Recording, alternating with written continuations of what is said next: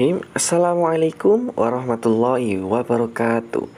Baik anak-anak kelas 4, hari ini kita akan belajar tentang jenis cedera dan cara penanggulangannya. Sebelum kita mulai pembelajaran pada pagi hari ini, kita berdoa dulu ya anak-anak.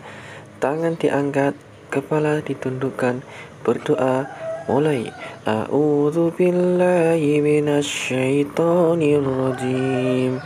Bismillahirrahmanirrahim. Raditu billahi rabba wa bil islami dina wa bi Muhammadin nabiyyan wa rasula. Rabbi zidni ilma warzuqni fahma.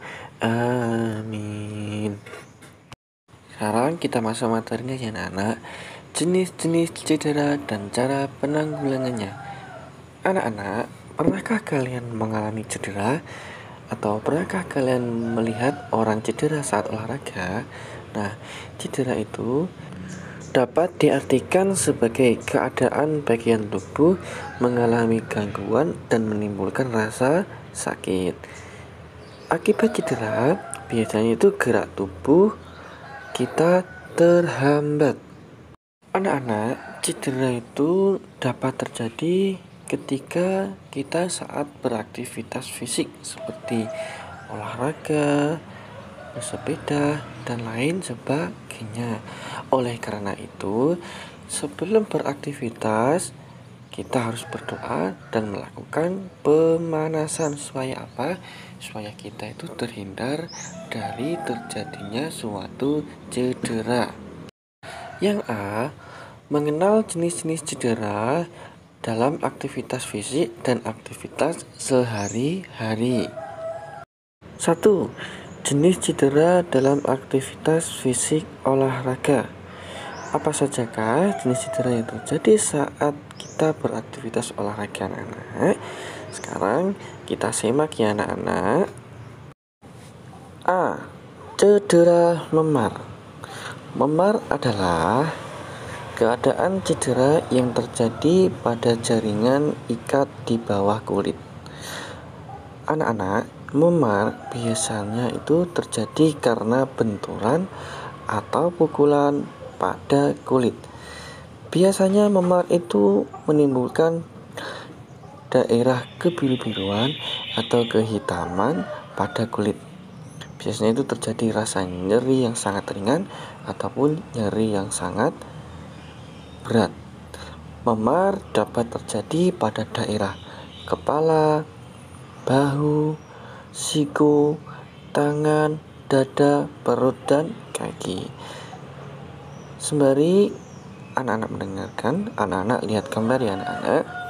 Yaitu ada gambar cara menangani cedera itu dengan cara dikompres. Bagaimana langkah-langkahnya? Anak-anak perhatikan ya.